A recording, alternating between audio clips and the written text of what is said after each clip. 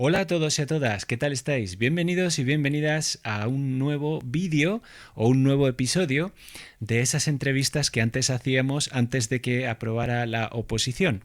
Pues nada, volvemos con una nueva entrevista muy interesante.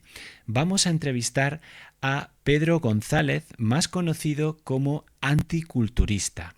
Ya sabéis, hoy vamos a hablar de entrenamiento de fuerza destinado sobre todo al trail running y por supuesto al ultra trail, aunque también para los corredores y corredoras que corran por asfalto. Pero vamos a intentar tratarlo un poco más en ese aspecto. Y bueno, espero que disfrutéis mucho esta entrevista porque creo que la idea y la perspectiva que tiene Pedro en todo lo que divulga acerca del trabajo de fuerza es lo que para mí más reseñable es de todo lo que se escucha por ahí, ¿no? Como entrenador de deportes de resistencia, pues yo siempre os he dicho que la fuerza es el pilar fundamental de lo que tenemos que entrenar para que podamos seguir corriendo muchísimos años. Y más ahora, por ejemplo, yo con 50 años y que sigo corriendo y enfocado a carreras de ultradistancia. Así que sin más, voy a darle paso a Pedro González, anticulturista, para que con todos vosotros y vosotras nos explique todo esto sobre el entrenamiento de fuerza, pero no desde el punto de vista que siempre se nos ha inculcado. Vamos a verlo. Hola Pedro, vamos a ver si aquí estamos mejor. ¿Qué tal Pedro? ¿Cómo estás? Pablo, encantado. Encantado de estar aquí. Muchas gracias por la oportunidad.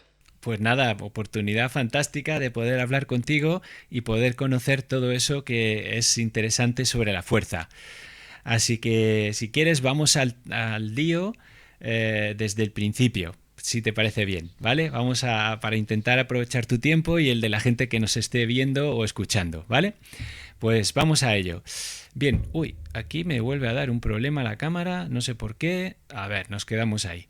Bien, bueno, mi primera pregunta que tengo aquí preparada es ¿cómo definirías tu enfoque del entrenamiento de fuerza para alguien que practica deportes de resistencia y sobre todo de muy larga duración y en un entorno, podamos decir, de incertidumbre, como es los senderos, las montañas, las zonas técnicas y demás?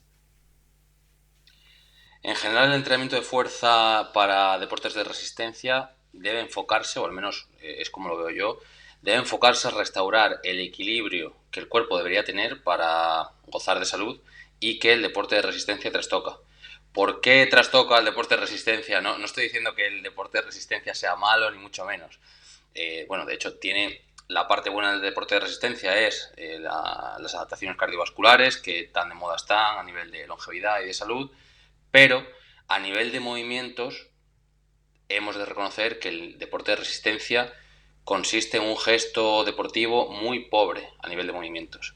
Entonces, el cuerpo, como máquina adaptativa que es, mmm, un estrés que, bueno, cualquier estrés lo detecta y se adapta a él para que no sea un estrés en el futuro, pero también sucede lo contrario. Atrofia o olvida movimientos o musculatura que no utiliza y porque detecta que no son ya útiles para la supervivencia. Si un corredor o un ciclista o cualquier atleta de resistencia está continuamente imprimiendo el mismo gesto deportivo a través de una zancada o un pedaleo y además está todo el día sentado con el ángulo de rodilla 90 grados, con la espalda que no ejerce su función de erguir la columna porque está apoyado en la silla, el cuerpo, todo aquello que, como el cuerpo entiende que tiene comida, sobrevive, es capaz de reproducirse, a pesar de estar todo el día sentado y a pesar de correr 25, 50 kilómetros semanales, los que sea, el cuerpo va a olvidar todo aquello que no es relevante para su supervivencia. Y si tú no utilizas todo el rango de extensión de rodilla, por ejemplo, lo vas a olvidar, vas a atrofiar la musculatura que se encargue de ello y cuando la vida te exponga a esa incertidumbre o a ese movimiento, como puede ser bajando unas escaleras, vas a obtener dolor.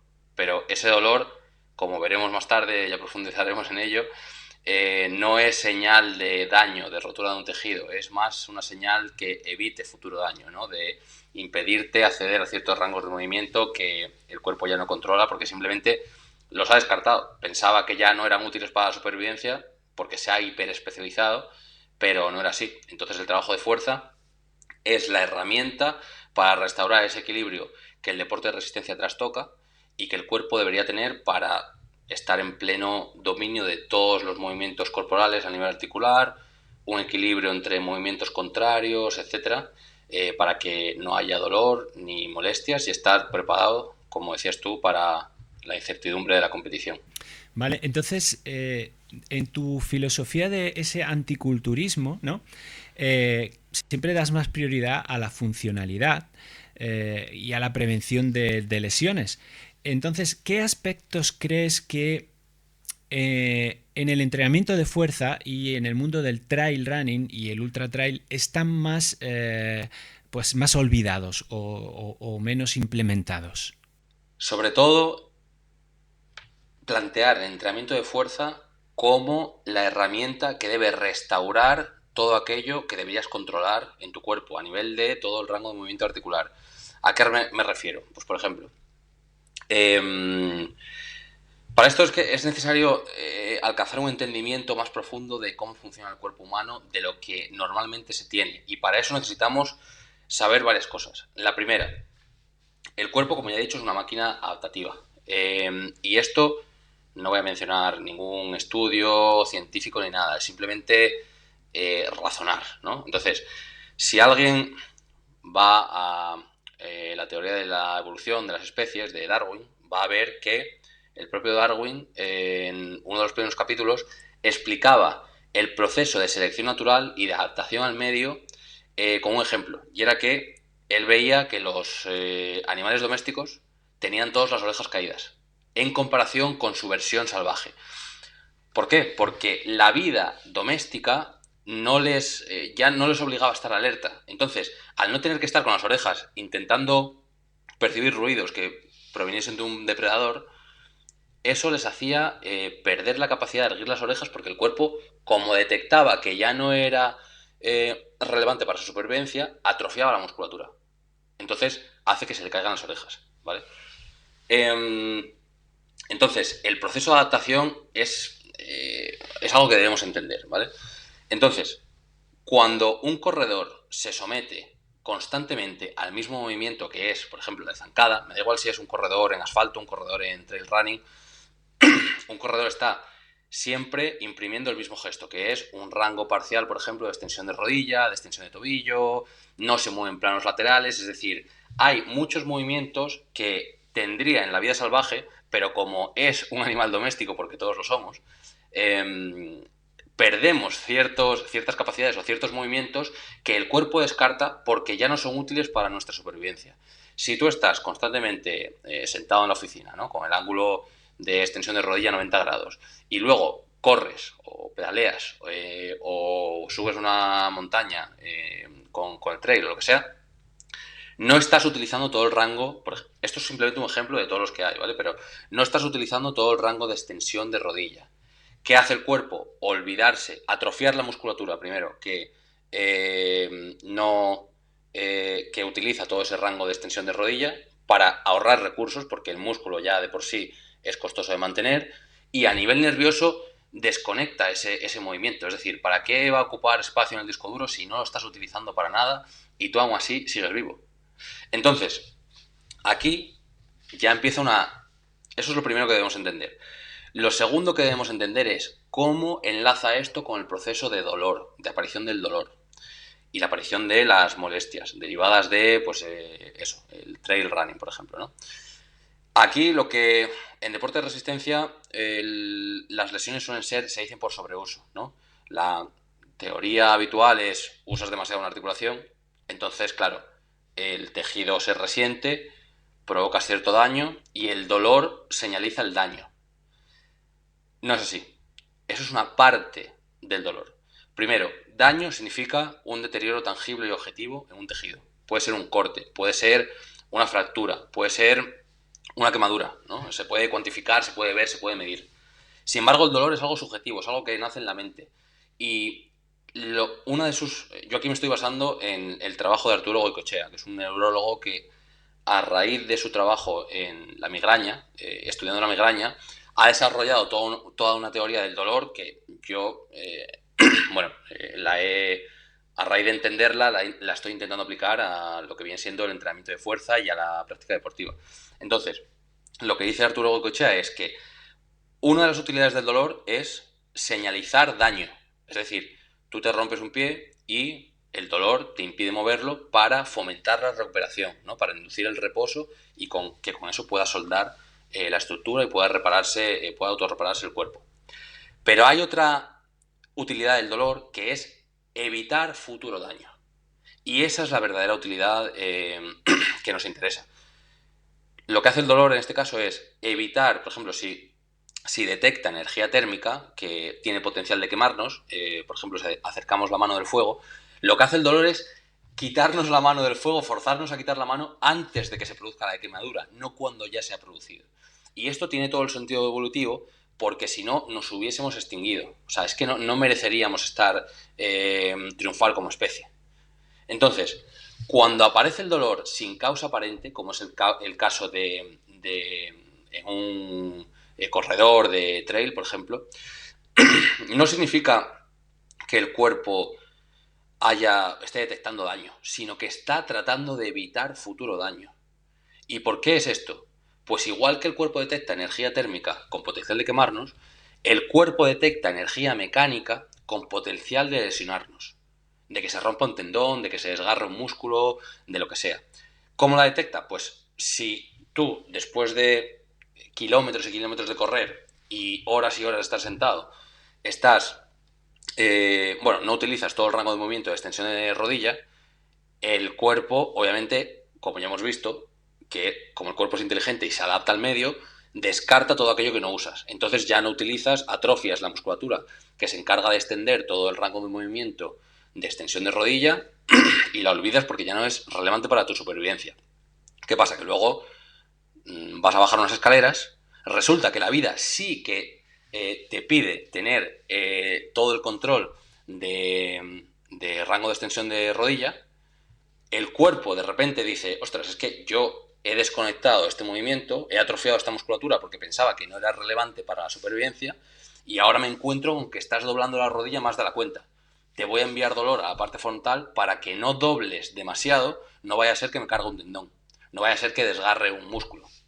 Entonces, lo que tiene que entender el atleta es que la carrera da lugar a descompensaciones, ya sea pues a nivel de descontrol de todo el rango articular, a nivel de descompensación de un movimiento contrario, que no significa que te estés haciendo daño o que te hayas cargado un tendón o lo que sea, sino que el cuerpo simplemente te está mandando avisos de que necesitas fortalecer ciertas cosas que sí que necesitas en la vida para moverte y tal, pero que la carrera al final lo que le obliga al cuerpo es a desconectar eso, porque estás incidiendo en un rango de movimiento cortado, en un gesto repetitivo, en un gesto técnico muy pobre a nivel de movimientos.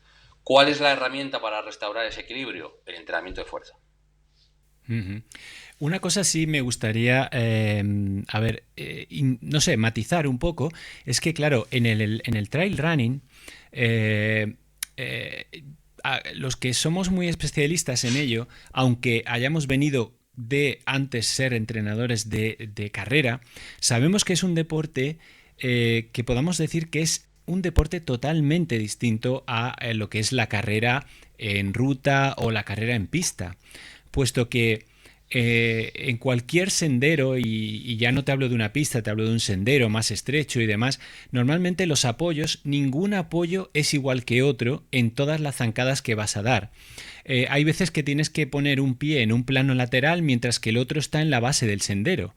Entonces hay muchísimas divergencias de apoyo tanto en subida como en bajada.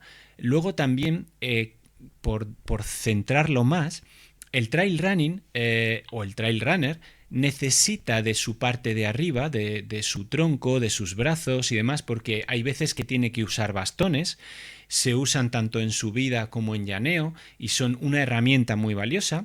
Otras veces no, pero se tiene uno que apoyar en sus rodillas para subir, para utilizarlas con mayor potencia y demás. Y por supuesto no hablemos ya de todo el trabajo excéntrico de la bajada, ¿no?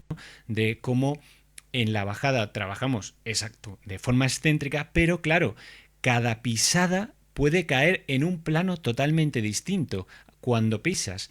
Entonces es algo un poco diferente porque yo considero siempre que el trail runner necesita un rango de trabajo de fuerza mucho más amplio que el propio corredor pues de maratón, de media maratón y demás, porque es algo que creo que es un deporte distinto. No sé cómo ves tú esto, Pedro. A nivel de riqueza de movimiento, el trail running sí estoy de acuerdo en que podría tener mayor riqueza de movimiento que el gesto deportivo en carrera, que la zancada en carrera, pero hay que ver a lo que sigue faltando. Es decir, si tú sigues profundizando en una descompensación que puede ser al final para hacer bajadas, para hacer subidas, tampoco extiendes la rodilla en todo su rango de movimiento, quizá necesites eso. Sí que es verdad que, por ejemplo, en carrera se ve muy bien que no te mueves en planos laterales. Entonces, eso da lugar, el que quien se encarga de hacer un plano lateral es el abductor de cadera. Entonces, si no lo usas, vas a descompensar. Entonces vas a acabar con dolor en la parte exterior de la rodilla porque se va a descompensar la articulación. Puede que entre el running no sea tan grave esto porque sí que te mueves en planos laterales. Al final puede que sea más rico a nivel de movimientos el trail running, pero hay que ver también, pues hay abducción de cadera porque se mueven planos laterales de vez en cuando, vale, pero lo haces en todo su rango de movimiento, igual no. Extiendes la rodilla en todo su rango de movimiento, posiblemente no. Flexionas la rodilla en algún momento, no. En trote no se flexiona la rodilla activamente en todo su rango de movimiento.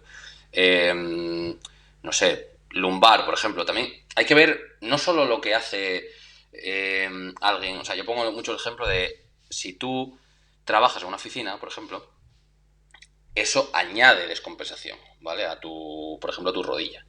Pero si tú me dices que eres fontanero y que estás de en cuclillas apretando la tuerca, obviamente tú en el proceso de estar en cuclillas, levantarte y tal, pues estás trabajando ese rango completo de extensión de rodilla. Entonces, ¿quién eres tú las 24 horas del día? Porque no me vale que tú seas trail runner en vez de corredor de asfalto. Necesito saber que en todo tu día qué es lo que haces para tener esa riqueza de movimiento que necesitas. ¿Que el trail running pueda contribuir en mayor medida a ella? Bueno, vale, pero si estás todo el día sentado y te duele la lumbar, que el trail running sea más rico a nivel de movimiento o en tren inferior, no va a hacer nada por mejorar tu lumbar. Vas a tener que fortalecerla porque no tienes los erectores de columna trabajados, por lo que hemos hablado antes. No los utilizas a lo largo de tu día. Necesitas entrenamiento de fuerza para volver a compensar o volver a fortalecer esa musculatura olvidada. Sí, sí, pero por eso te decía que, por ejemplo, en el trail running, a diferencia de un corredor de asfalto que normalmente va siempre recto, en el trail running muchas veces tú vas subiendo y tienes que utilizar esos lumbares, porque tienes que agachar la espalda, tienes que apoyarte en tus rodillas. Por eso digo que necesitas de mucho más trabajo de fuerza por los propios requerimientos del deporte, ¿no? Porque es verdad que mucha gente se queja de, me duele la espalda cuando hago carreras de montaña, tal. Claro, porque se usa más la espalda que en una carrera en asfalto y si no la tienes bien trabajada, pues al final te va a venir ahí esa molestia, ¿no? Y lo mismo pues en Sí. lo que tú decías de desgaste por sobreuso. También hay molestias que, por ejemplo, algún cliente mío pues se ha llegado a quejar de pues molestias en la cadera, ¿vale? Lo que es la cadera, la articulación de la cadera, ¿no? Y ahí también tenemos que buscar qué manera o de qué forma podemos trabajar con el trabajo de fuerza para que eso pues se pueda mitigar o por supuesto evitar, ¿no? Entonces, por entrar y ir centrando un poco, me gustaría ver, por ejemplo, si hablamos de un corredor de ultradistancia que quisiera mejorar su rendimiento sin comprometer, eso sí, el kilometraje que tiene que hacer a la semana más o menos, ¿cómo modularías un programa de fuerza para que encontrara ese equilibrio? ¿Cuántas veces crees que tendría que trabajar la fuerza esta persona, asumiendo que, por ejemplo, entrena 6 días a la semana y descansa uno? Aquí es importante conocer que en el entrenamiento de resistencia la variable más ligada al rendimiento es el volumen de entrenamiento.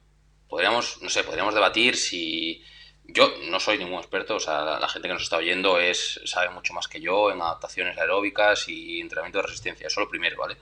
Yo, desde mi poco conocimiento en lo que es la programación del deporte, soy consciente de que, y creo que podemos estar de acuerdo, que podemos debatir si a lo mejor el umbral de lactato o el V2 Max, a lo mejor son variables que dependen más o menos del rendimiento de un atleta.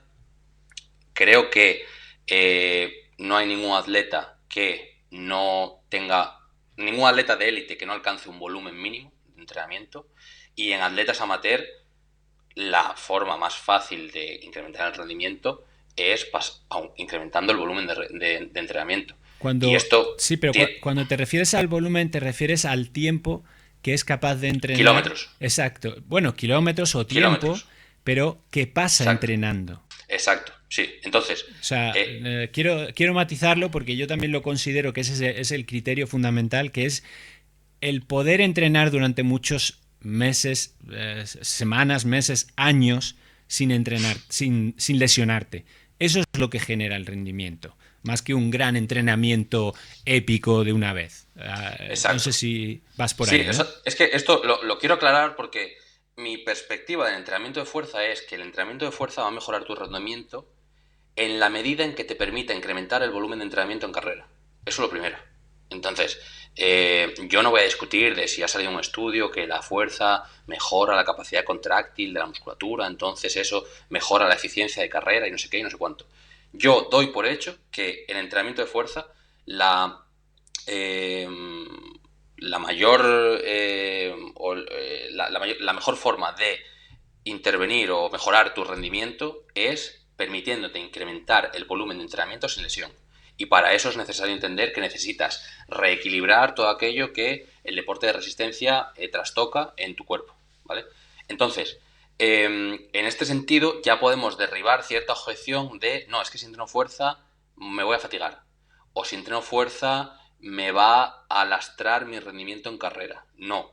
Si tú planteas el entrenamiento de fuerza de forma que reequilibres y trabajes aquello que no trabaja la carrera, vas a poder dedicar más sesiones a la carrera y vas a poder, en definitiva, meterle más kilómetros a la semana. Lo que hagas ya con esos kilómetros ya yo no me meto. Ya eso, los expertos sois vosotros, ¿no? Si a lo mejor entrenáis polarizados, si metéis más kilómetros de baja intensidad, más kilómetros de alta intensidad y tal. Pero tiene que quedar claro que el entrenamiento de fuerza que no te permita entrenar más kilómetros a la semana no es un entrenamiento de fuerza que te valga para mejorar tu rendimiento como corredor. Y obviamente tiene que permitirte incrementar el entrenamiento el volumen de entrenamiento sin lesión. Entonces, sabiendo esto, podemos ya, a lo largo de una semana, ya dependería de cómo tengas tú planteada tu semana. Si entrenas polarizado y entrenas 6 días a la semana, yo imagino que un corredor pues se va a exponer a 2 sesiones de entrenamiento intensas, ¿no? Pues, no sé si llamarlas por encima de un umbral o a lo mejor series, pues eso, tiradas más cortas pero más... a nivel de intensidad me refiero a nivel de fatiga, a nivel de que nos lastre, ¿no? Podría ser una tirada muy larga, ¿no? Con una tirada simulando igual la competición o la propia competición, o una tirada corta pero con una intensidad elevada. Esas serían las 2 sesiones, ¿no? 2 tipos de sesión que te van a provocar fatiga y que necesitan cierta recuperación. No sé si a lo mejor puede haber 3, eso ya no lo sé. El resto de sesiones entiendo que serán unas sesiones más ligeras, ¿no? Serán pues en zona 2 o un ritmo de recuperación, que sumen kilómetros, ¿no? Que consigan unas adaptaciones más en la base de la pirámide de intensidad, ¿no? A nivel del motor aeróbico y todo ese tema. Entonces, vamos a suponer que un corredor tiene pues sus 3 sesiones ¿no? intensas y luego sus 2, 3 sesiones para completar los 6 días de entrenamiento poco intensas. Donde, primero, ¿cuántos días deberías entrenar la fuerza? Esto va a depender de tu momento de la temporada. Si tú estás fuera de tu periodo competitivo o tu fase general, puedes entrenar incluso 3 días. 2, 3 días sería lo ideal. Simplemente para no hacer solo una sesión de mucho volumen y que luego el resto de la semana el cuerpo ya se olvide de que ha fortalecido ese rango de movimiento. Sino hacer sesiones más cortas, al menos 2 días a la semana, donde tú puedas un par de veces a la semana recordarle al cuerpo y fortalecer la estructura y recordarle al cuerpo de que está en control de todos los movimientos corporales. Entonces, 2-3 días. Pues oye, a ver, conforme vayas pasando a la fase específica, lo podemos reducir a 2 o incluso 1 si ya vas incrementando el volumen de entrenamiento, y en la fase competitiva, con una sesión bien planteada, que no requiera fatiga y que trabaje todo lo que necesita, pues ya podría ser suficiente para recordar al cuerpo eso, que no tiene por qué mandar dolor a ninguna estructura y que puede tolerar ese volumen de entrenamiento, ¿vale? Entonces, mayor frecuencia de entrenamiento a menor conforme aumenta el volumen de carrera y las exigencias de la carrera. Y luego, a mí lo que más me gusta es plantear dobles sesiones. Es decir, en vez de hacer la fuerza, que eso es el error que yo veo en muchos corredores, que plantean la fuerza en los días de descanso. ¿Qué pasa? Que si tú encima le metes un entrenamiento de fuerza que te fatiga, pues estás planteando una semana de intensidades altas o medias, o de fatiga alta o media, que no te deja en ningún momento recuperar. Es preferible hacer la fuerza en los días de alta intensidad, ¿no? O de alta fatiga en carrera, para concentrarlo todo en ese día, y el día que descanses te dediques a descansar. O sea, te dediques a acumular esos kilómetros suaves que te permiten prepararte para el siguiente esfuerzo intenso, y cuando tengas un esfuerzo intenso, a tope con él, ¿vale? Entonces, si tienes 2 sesiones intensas que sean de tiradas muy largas o de tiradas cortas pero muy intensas, yo metería la fuerza ahí. Si la prioridad es la carrera, obviamente si estás a lo mejor ya en una fase específica, yo pondría la fuerza por la tarde y la carrera por la mañana, porque así te dedicas a gastar todas tus balas y gastar tu energía en la carrera, en el trail, por ejemplo, en este sentido, y luego por la tarde ya puedes entrenar la fuerza, que si está bien planteada, puede que te genere cierta fatiga, si a lo mejor vas a entrenar, pues eso, con cierto volumen de entrenamiento, lo que sea, pero si tú estás trabajando todo el rango de movimiento articular, lo que cabría esperar de la fuerza es que te alivie dolores y molestias, y que luego al día siguiente puedas empezar la tirada corta y de recuperación con mucha mayor fluidez, ¿vale? Eso sería como lo plantearía yo, y o sea, sería el planteamiento ideal. ¿Qué pasa? Que no todo el mundo a lo mejor puede hacer dobles sesiones. Entonces, en este sentido, habría que ver ya cada caso. Pero bueno, en general, dependería. En una fase general, por ejemplo, igual podrías poner la fuerza antes y la carrera después, porque entiendo que vas a tener. Las sesiones intensas no van a ser tan intensas, pero van a ser a lo mejor de mayor volumen. Entonces, bueno, puedes permitirte hacer la fuerza antes. Pero luego ya una fase específica, igual ya vas a más intensidad y menos volumen. Entonces quieres poner eso el día de antes y la fuerza ya el día después. Como ya digo, lo ideal serían dobles sesiones, pero bueno, en una fase general igual puedes hacer la fuerza el día de antes y luego la sesión dura al día siguiente, y luego una sesión de recuperación, y luego una fase ya más específica, pues ya podría ser al revés. Primero una sesión intensa y la fuerza que esté más planteada ya con un enfoque más de recuperación. Bien, entonces, ¿qué papel juegan la movilidad y el control de los movimientos, ¿no? en estos programas de fuerza que tú planteas? Sobre todo, como te decía antes, pensando en ese terreno irregular en el que se mueve el corredor y la corredora por montaña. Un poco por ir entrando en algo más concreto de esos programas de fuerza. A nivel de control motor, movilidad, etcétera, la movilidad tenemos que entender que no es más, incluso flexibilidad, que la gente piensa que flexibilidad es capaz de estirar el músculo. Flexibilidad en realidad es ser fuerte en un rango de movimiento mayor. O sea, es la capacidad de aplicar y gestionar fuerzas.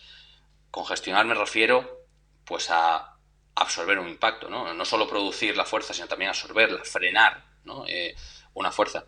Entonces, en ese sentido, a nivel de la fuerza, lo que se debe trabajar es la capacidad de producir y frenar fuerzas en todo el rango de movimiento articular. Eso es lo que más nos va a preparar para la incertidumbre de la competición. Esto se ve muy claro, por ejemplo, en fútbol y atletismo, ¿no? Por ejemplo, yo recomiendo mucho a sentadilla profunda, por ejemplo, futbolistas, ¿no? Y hay gente que me dice, no, pero es que los estudios científicos dicen que la aceleración se mejora más con sentadilla parcial. Vale, estoy de acuerdo, sí, sí, eso lo dicen los estudios científicos. ¿Qué pasa? Que es que en velocistas me vale eso, ¿vale? O sea, tú quieres mejorar la aceleración a cualquier coste y haces sentadilla parcial. ¿Qué pasa? Que un futbolista no es un velocista, porque además de producir fuerza acelerando, tiene que frenarla cambiando de ritmo, dirección, parando, está en un entorno de incertidumbre en el sentido de que está en un campo, tiene que manejar un balón con los pies, salta, aterriza, quizá aterrice y le pise el tobillo o la bota a un contrincante, entonces aterriza en un terreno irregular. En ese sentido, ¿qué va a ser mejor? Una sentadilla parcial, una sentadilla profunda que te permite controlar todo el rango de movimiento articular, y si luego la competición te expone ese rango de movimiento, querrás haber trabajado la capacidad de gestionar fuerzas en ese rango de movimiento. Entonces, el entrenamiento de fuerza en trail, que como bien dices, te expone a mayor incertidumbre que la carrera en asfalto o cualquier otro tipo de deporte de resistencia, va a necesitar que controles todo el rango de movimiento articular en pues ciertas articulaciones. Principalmente van a ser tobillo y rodilla, por si hay una mala pisada, o si hay pues eso, cierto desnivel o un obstáculo en el camino. Entonces, a nivel de movilidad, es que yo lo simplificaría a la capacidad de gestionar, y con gestionar me refiero a producir y absorber fuerzas en todo el rango de movimiento articular. Ujú. Vale, vale, vale. Bien, ¿y cómo planteas que en una sesión, podamos decir tipo, ¿no? Más o menos, ¿cómo plantearías ese tipo de ejercicios, ¿no? Y vuelvo a recordar también el tema de que hay bastante gente que cuando ya lleva muchos años en este deporte, empiezan a quejarse, como te digo, de las caderas, ¿eh? No solo de la rodilla. O sea, no, por ejemplo, eh, em, al menos en mi experiencia, llevo ya más de 25 años en el trail running y unos 15 como entrenador, he encontrado más gente con problemas de cadera que con problemas de rodilla, fíjate. Es curioso, ¿eh? Porque hay mucha conciencia en el trail runner de que la rodilla, el cuádriceps hay que trabajarlo de una manera increíble, pero a poca gente se acuerda de otras partes de nuestro cuerpo, ¿no? Como son caderas o lumbares, como antes decías, ¿no? Entonces, un poco por ir dándole esas pistas a nuestra audiencia. A nivel de cadera o a nivel de cualquier articulación, el cuerpo, a ver, el cuerpo solo entiende de tensión, ¿no? Volvemos al tema de antes. El cuerpo detecta tensión mecánica en cualquier movimiento, ¿no? Entonces, el cerebro se está imaginando escenarios, ¿no? Constantemente, que intenta predecir la tensión mecánica que vas a soportar con cualquier movimiento. ¿Con qué objetivo? Con el de no romperte, el de asegurar la integridad corporal para no lesionarte y que no te coma un tigre en la selva, que ya no es el caso, pero seguimos teniendo ese sistema operativo dentro, ¿no? Entonces, si tú, por ejemplo, eres trail runner, ¿no? Y, bueno, yo te pongo en el gimnasio y vas a hacer una sentadilla profunda. Obviamente vas a tener dolor, ¿vale? Porque la sentadilla profunda te obliga a que abras la cadera, ¿no? Y que ejecutes una aducción de cadera, ¿no? Para que abras las piernas y que el tronco encaje entre las piernas, ¿no? Quizá te duela la lumbar porque no tienes la suficiente fuerza para erguir el tronco bajo cargas.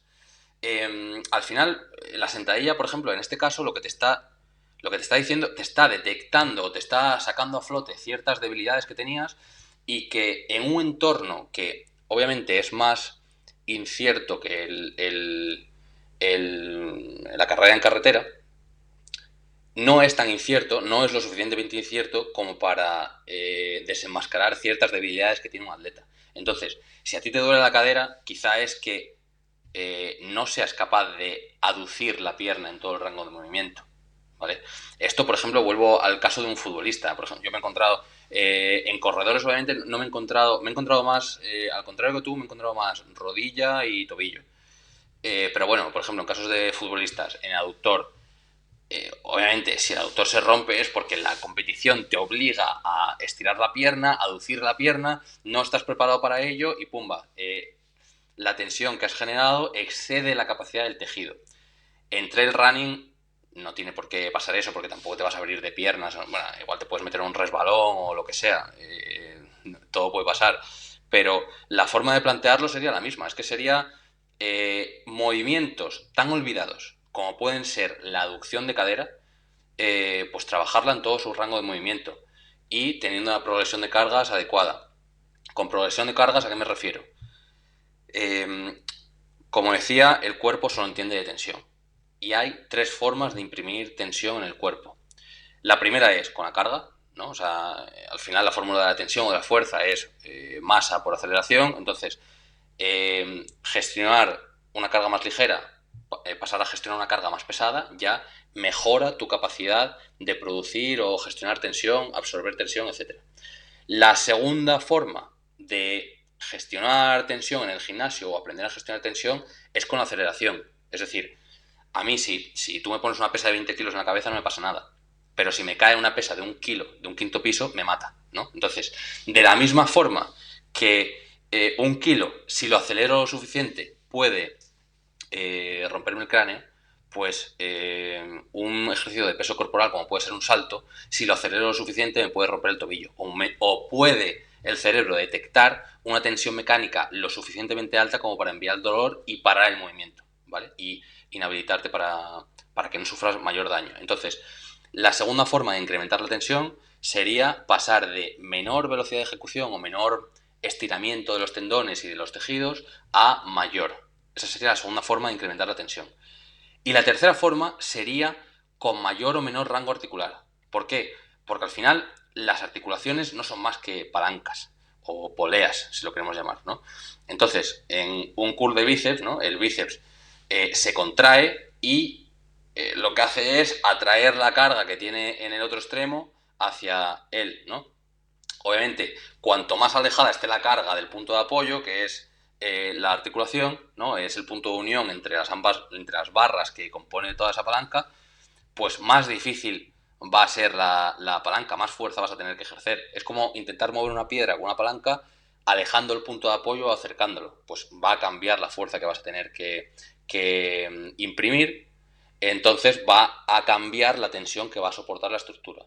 Entonces, si mezclamos estos tres conceptos, ir de ligero a pesado, ir de lento a rápido y ir de menor a mayor rango de movimiento, o de una palanca más desfavorable a más favorable, o como lo llamo yo, trabajar en acortamiento a trabajar en estiramiento, si mezclamos estas tres variables, es como le enseñamos al cuerpo a gestionar todas estas fuerzas mejor dicho, a, bueno, sí, enseñarle al cuerpo a absorber, producir fuerza, a gestionar fuerzas en general. Es decir, tú cuando haces un salto, en la parte en la que saltas para arriba, estás produciendo fuerza, pero en la parte en la que aterrizas la estás absorbiendo. Pues eso, gestionar la capacidad de... O sea, perdón, desarrollar la capacidad de gestionar fuerzas, que ahí incluye pues tanto la producción como la absorción de fuerzas. Sí, sí. Mm, se me ocurre que, por ejemplo, una persona que pudiera dedicar, eso es una batalla que siempre tengo, como mínimo 2 días a la semana a ese trabajo de fuerza, ¿no?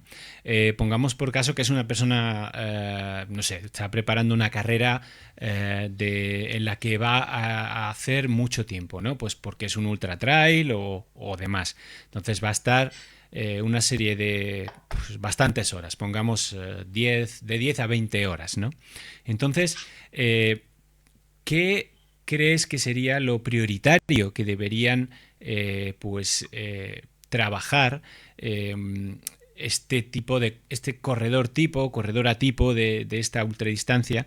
Porque muchas veces tienen ese miedo de que cuando uno trabaja fuerza, pues empieza a voluminizarse, ¿no? Cosa que no es así, pero claro, tenemos esa mente del culturista, como tú bien haces eso de anticulturista, de que la fuerza, el trabajo de fuerza, es ponerse grande, ponerse cachas.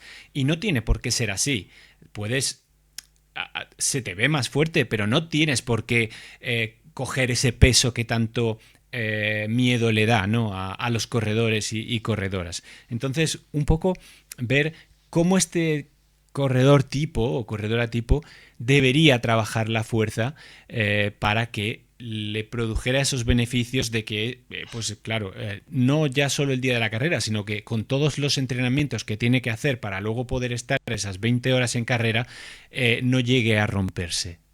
A nivel de muscular, demasiado. A ver, un corredor, por ejemplo, si tienes miedo que te crezca mucho el tren superior, es que un corredor tampoco debería hacer mucho tren superior. O sea, que es que no hay posibilidad de que crezca. Es decir, por ejemplo, en mis programas de entrenamiento hay tren superior, pero es específico para el braceo, para incrementar el rango de movimiento, llevar el codo más atrás y poder tener una mejor técnica de carrera, tener más propulsión y tal. Ya está, o sea, eso no te va. Es que no te va a muscular, o sea, no es. O sea, si un culturista necesita un volumen de entrenamiento específico, una dieta específica y poner todo su esfuerzo en incrementar músculo, tú por casualidad te vas a poner como él. Eso no va a pasar. Pero bueno, se va a entender cuando vayamos ahora poco a poco sobre lo que debería hacer un corredor. De abajo arriba, el tobillo. Debería fortalecerse el tobillo tanto en extensión como en flexión, que eso la gente se olvida de fortalecer la flexión de tobillo con elevaciones de tibial o ejercicios similares. Y progresando en la tensión. Al final es que no es sota, caballo y rey. O sea, ¿cómo progresaría yo en la tensión de tobillo? Pues primero, exponiéndome a un rango de movimiento no muy amplio y con poca carga, ¿no? Progresando en repeticiones, o sea, hasta que no seas capaz de hacer a lo mejor, no sé, 50, 60 repeticiones en elevaciones de gemelo o 30, 40 unilaterales, elevaciones de gemelo unilaterales, no podríamos decir que estás preparado en ese nivel de tensión, ¿no? Luego ya, tampoco tiene por qué ser un paso y luego otro, se puede hacer todo a la vez, ¿vale? Pero conforme vas incrementando fuerza en ese rango de movimiento, puedes ir añadiendo cargas en extensión de tobillo, por ejemplo, y puedes ir añadiendo rango de movimiento o trabajo en estiramiento, como puede ser metiendo desnivel, o sea, trabajando una extensión de tobillo, unas elevaciones de gemelo, por ejemplo, de menor a mayor desnivel para mejorar el rango de movimiento, o sea, incrementar el rango de movimiento, y de menor a mayor carga, ¿no? Eso sería el primer factor de progresión, carga y rango de movimiento. Y mientras podrías ir pues haciendo multisaltos, haciendo saltos de baja intensidad, todo esto contando con que a lo mejor no estás en el periodo de preparación, porque si no la carrera ya te expone a esos movimientos, y dar unos cuantos saltos más en el gimnasio no te va a suponer nada. O sea, si tú ya haces extensiones de tobillo, ¿no? Con rebote, ¿no? Corriendo, y a lo mejor haces, es que no sé cuántas puedes hacer corriendo, ¿qué puedes hacer? 10.000. O sea, ¿qué te va a exponer? O sea, ¿qué te va a suponer en el gimnasio hacer otras 50? Nada. Entonces, eso. De menor a mayor rango, de más ligero a más pesado, con, por ejemplo, unas elevaciones de gemelo con desnivel y más pesadas. Y luego a nivel de rebote, ¿no? A nivel de lo que aún comentábamos, de menor a mayor velocidad, de ejecución y estiramiento, pues ir exponiéndote eso. Si ya haces carrera, quizás no necesites saltos de baja intensidad o pliometrías de baja intensidad. Si eres capaz ya de soportar el nivel de tensión de trabajar pesado, trabajar en todo rango de movimiento, ya puedes exponerte a pliometrías más intensas que sí que te aportarían, ¿no? Porque te permiten incrementar la cúspide de la pirámide cuando ya tienes una base buena, porque el propio deporte te expone a ciertas pliometrías que sería ya la propia zancada. Ahí ya podrías meter pliometrías, pues eso, ir progresando a lo mejor con saltos normales, luego a lo mejor saltos con pues un depth jump, por ejemplo, ¿no? Dejándote caer, que eso lo que va a hacer es acelerar el estiramiento del tejido y va a imprimir muchísima más tensión al tejido, pero tienes que ser capaz de gestionarlo primero. Entonces, nada, esto sería, por ejemplo, para extensión de tobillo. Pero se puede hacer lo mismo para... bueno, se puede, no, se debe hacer lo mismo para extensión de rodilla, por ejemplo. Ir gestionando cada vez fuerzas de más ligeras a más pesadas y de menor a mayor rango de movimiento y de menor a mayor velocidad de ejecución en extensión de rodilla. Las herramientas que yo utilizo para ello, y me refiero a herramientas porque al final un ejercicio en sí, es que hay dos corredores que pueden hacer dos ejercicios distintos y estar persiguiendo el mismo objetivo, pero estar a diferente nivel o tener diferente nivel de movilidad o lo que sea. Entonces, las herramientas que yo suelo utilizar suelen ser sentadilla profunda a nivel bilateral y split squat, a nivel unilateral, que sería una sentadilla búlgara, pero con todo el rango de movimiento articular, no dejándolo a 90 grados. Pero me da igual si utilizas una máquina típica hack, ¿no? La típica sentadilla hack en el gimnasio, pues bueno, la gente está en contra de las máquinas y tal, pero bueno, hay que ver que son herramientas, o sea, pueden servir para tu objetivo, pueden no servirlo, ¿no? Tú puedes utilizar la herramienta que quieras, pero el objetivo es ese. Incrementar también la extensión, o sea, mejorar la extensión de rodilla en todo su rango de movimiento. Y a nivel de lo que viene siendo todo el rango de movimiento, esas dos serían las principales. Luego ya sería más compensar lo que no se trabaja. Entonces, por ejemplo, ¿se trabaja activamente la flexión de rodilla? Perdón, la flexión de rodilla en carrera. No. Entonces, puedes trabajarla también para evitar descompensaciones. ¿Se trabaja activamente la abducción de cadera? En carrera por asfalto no, desde luego que no. En trail running puede ser un poco más, pero seguramente necesites trabajo compensatorio ahí. La abducción bueno, hablábamos de abducción, la aducción de cadera, que sería el movimiento contrario. ¿Eres capaz de gestionar cargas cuando la pierna, por ejemplo, está completamente abducida?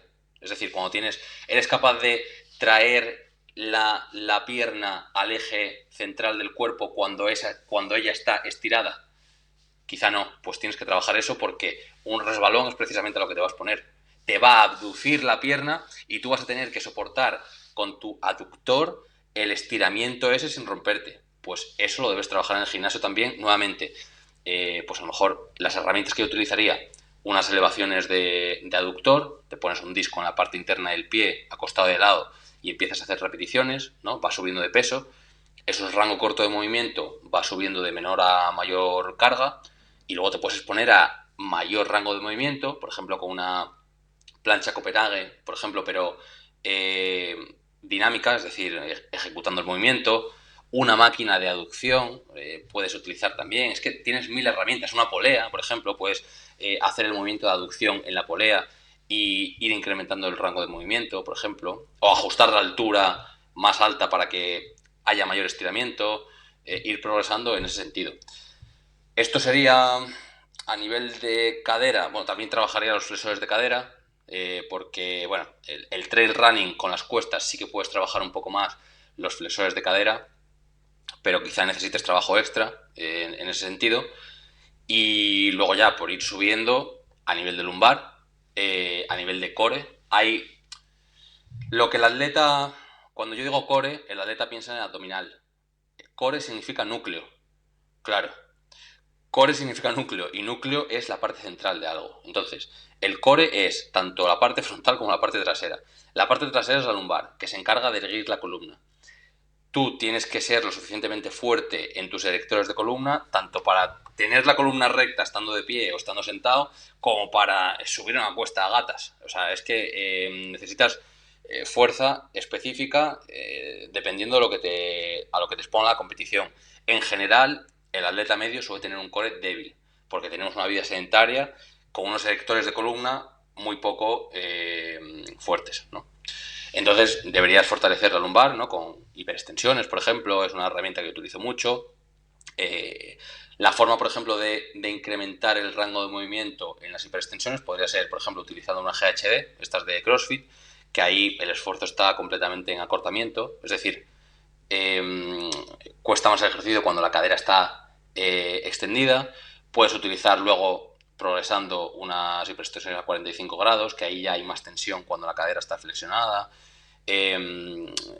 O sea, hay multitud de herramientas que puedes utilizar. Eso a nivel de lumbar. A nivel de abdominal, ¿cuál suele ser el problema del atleta en general?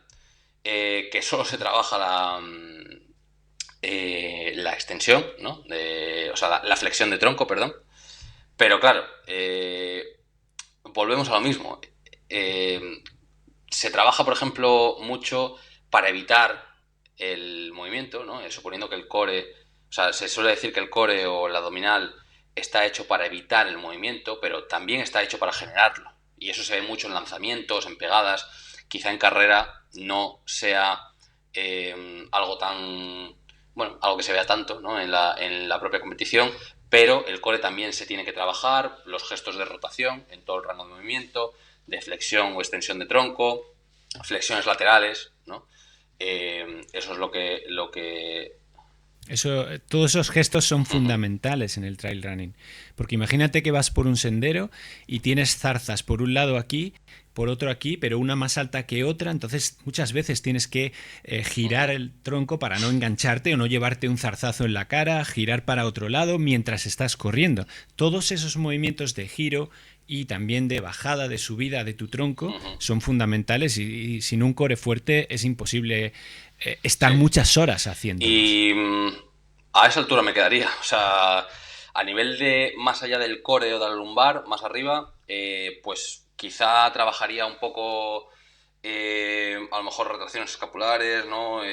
Face pulls, elevaciones así de trapecio para trabajar toda la parte de lo que viene siendo los erectores de columna para evitar dolores, ¿no? Porque al final, estando sentado todo el día, luego, pues a lo mejor alguien que no tenga buena postura de carrera y que, bueno, que esté en posición de, ¿no? de fosis, de chepa, pues igual necesito también eso para sobrellevar todas las horas que vas a estar corriendo, ¿no? Entonces, eso pasa mucho en ciclismo, por ejemplo, ¿no? Que están en posición de chepa y a las 3 horas les duele muchísimo en la parte de detrás del omóplato. Pues hay que fortalecer esos erectores de columna. Por lo demás, ahí... Luego, también sí me gustaría un pequeño apunte. Hay que recordar que, por ejemplo, en este tipo de corredores se corre todo el rato con una mochila puesta, que claro, como mínimo va a llevar el peso del agua, que suele ser 1 kilo, más lo que pesa la mochila, pero también el material obligatorio y demás, que al final, con el paso de las horas, pues es una carga adicional bastante importante que estás acarreando. Pues más motivo para fortalecer todos los erectores de columna. Me he enfocado más en los de la espalda baja, que sería la lumbar, pero todos los rotadores externos de hombro, las partes, claro, toda la parte del trapecio, sobre todo el trapecio inferior, los extensores de cuello también se podrían trabajar. Es que como puede ver alguien que nos esté escuchando, no es un entrenamiento que te vaya a poner hipertrofiado, porque es un entrenamiento específico para corregir y fortalecer todo aquello que se va a usar en carrera o que no se usa, pero se necesita para evitar dolores. A nivel de brazo, por ejemplo, o pectoral y tal, sí que es verdad que me gusta combinar trabajo de bíceps, ¿no? Boca arriba, a 45 grados, porque eso obliga al bíceps a contraerse cuando está completamente estirado, y luego trabajo de flexiones con desnivel, porque eso obliga al pectoral a aducir el hombro, ¿no? Y extenderlo cuando está completamente estirado también. Eso es lo que va a mejorar la movilidad luego en el braceo. Pero, a ver, entiendo que entre el running, al final, como te enfrentas a obstáculos y tal, el braceo puede no ser tan importante porque al final estás en otras posturas. Pero bueno, simplemente por completar lo que sería el dibujo. Sí, sí.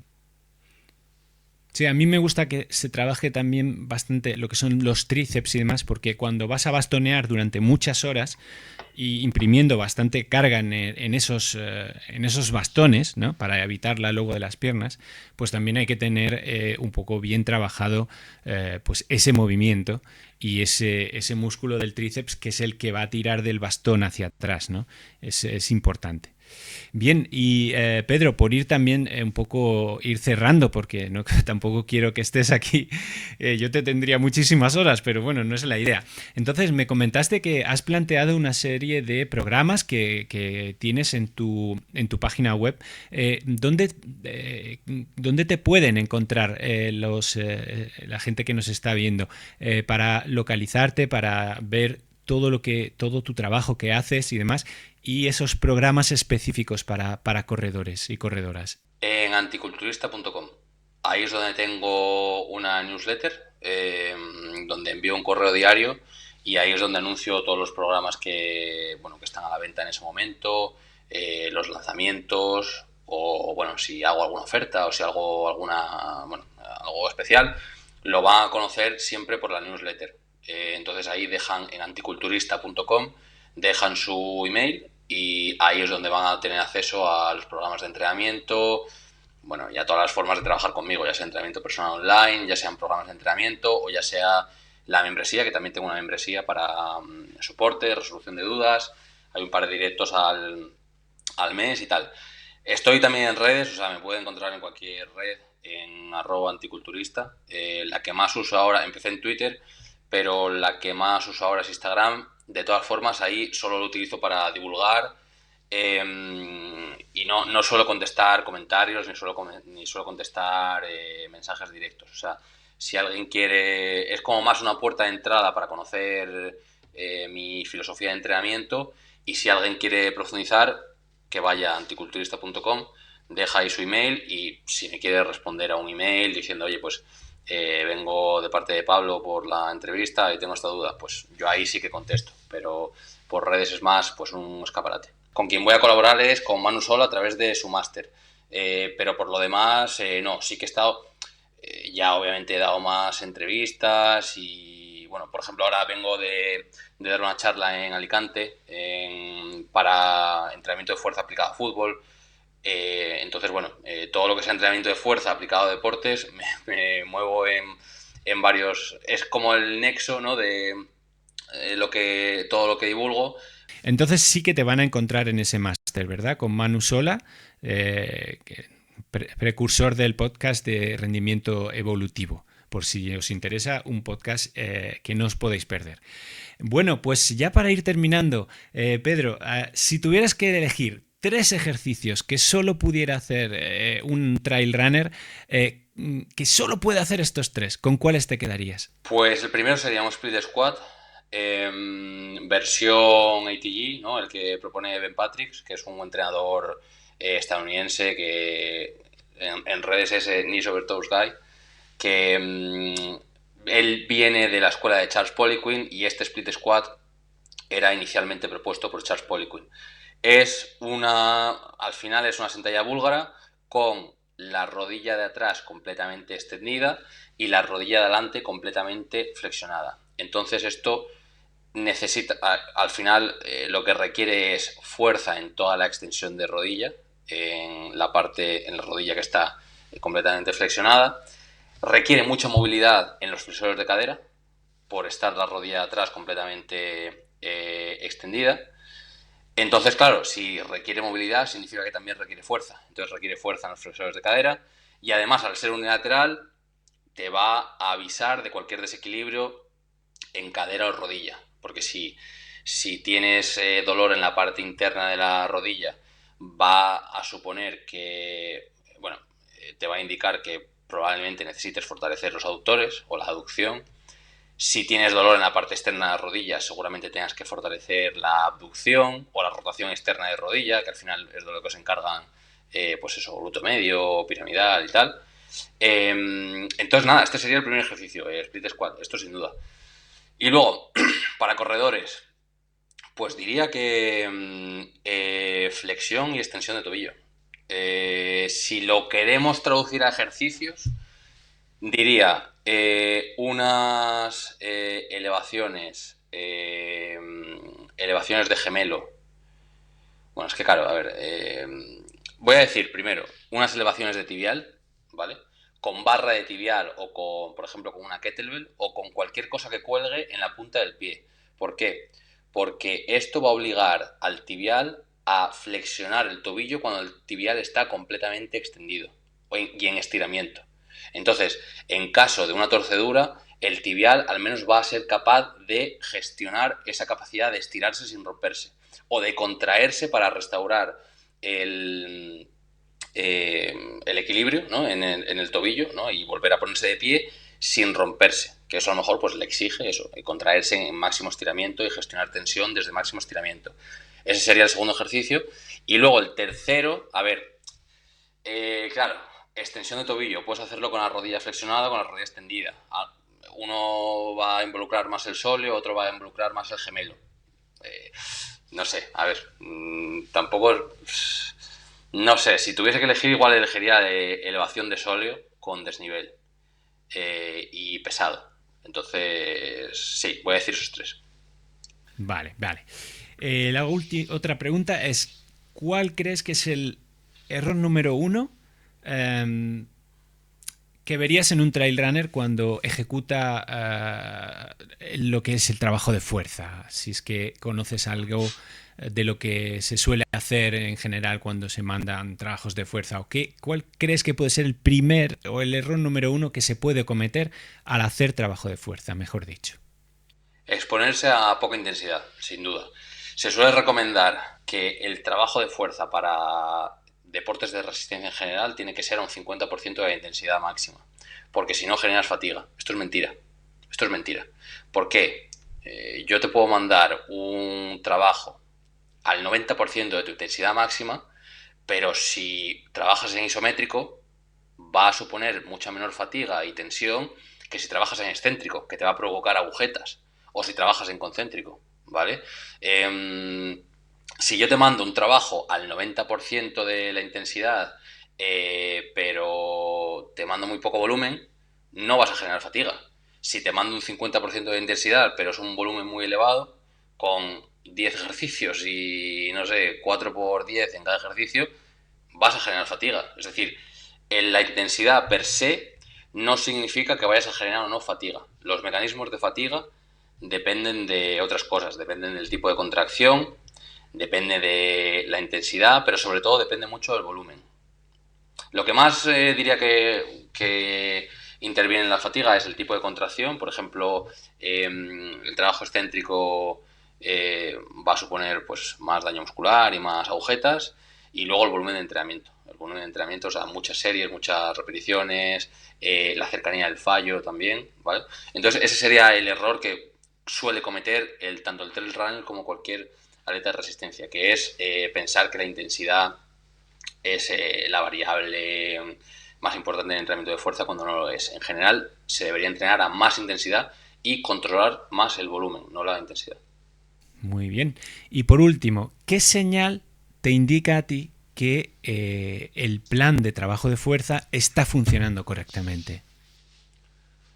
Las molestias. Hay gente pues, que me ha llegado, corredores, por ejemplo, con dolor de tobillo, que sentían dolor, por ejemplo, típico dolor cuando te levantas de la cama y pumba, te duele el tobillo, ¿no?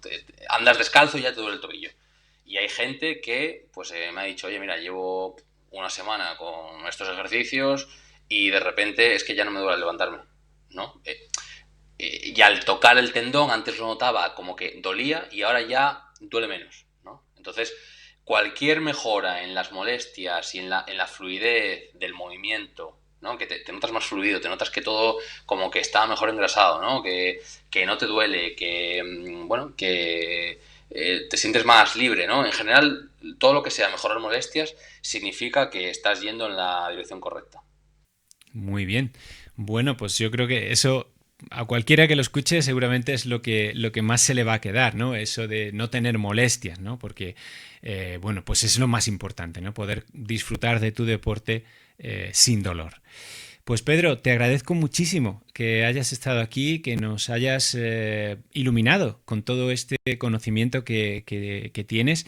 Y bueno, yo espero que paséis por la página web de Pedro, le echéis un vistazo a esos planes que tiene específicos para corredores y os pongáis en manos de alguien como él para el trabajo de fuerza, porque ya siempre os lo digo, es fundamental y es la base para que puedas seguir corriendo o haciendo lo que te guste todos los años y esa es un poco la idea, ¿no? Poder disfrutar cuantos más años mejor. Así que muchas gracias, Pedro, y bueno, espero que sigas trabajando en este camino y de esta manera que lo haces, que hace que el trabajo de fuerza tenga una nueva visión distinta a la que siempre pues, se nos ha inculcado desde, podamos decir, y no me meto con ello, pero desde el culturismo, ¿no? Que es como que otra idea de la fuerza, ¿no? Y creo que por el camino que tú lo llevas es algo que puede generar mucha más adherencia a la gente y a los deportistas a la hora de hacerlo. Gracias a ti, Pablo, por la oportunidad y nada, espero haber ayudado a tu audiencia y a la comunidad runner a, bueno, a entrenar mejor la fuerza. En caso contrario, nada, que se apunten a mi newsletter para profundizar en el tema y si no, que me manden un correo y podemos solucionar cualquier duda si alguien a lo mejor tiene alguna duda sobre cómo aplicar su caso específico o cualquier cosa. En cualquier caso, de nuevo, gracias por la oportunidad y nada, espero haber ayudado a la comunidad. Gracias a ti, Pablo, por la oportunidad y nada, espero haber ayudado a tu audiencia y a la comunidad runner a, bueno, a entrenar mejor la fuerza. En caso contrario, nada, que se apunten a mi newsletter para profundizar en el tema y si no, que me manden un correo y podemos solucionar cualquier duda si alguien a lo mejor tiene alguna duda sobre cómo aplicar su caso específico o cualquier cosa. En cualquier caso, de nuevo, gracias por la oportunidad y nada, espero haber ayudado a la comunidad. Muchas gracias a ti. Y a vosotros y vosotras, pues nada, muchas gracias por estar ahí, gracias por ver este vídeo, suscribiros si aún no estáis suscritos y sin más, pues ya nos despedimos hasta un nuevo vídeo. Muchas gracias y sed muy felices, que es vuestra única obligación. Hasta luego.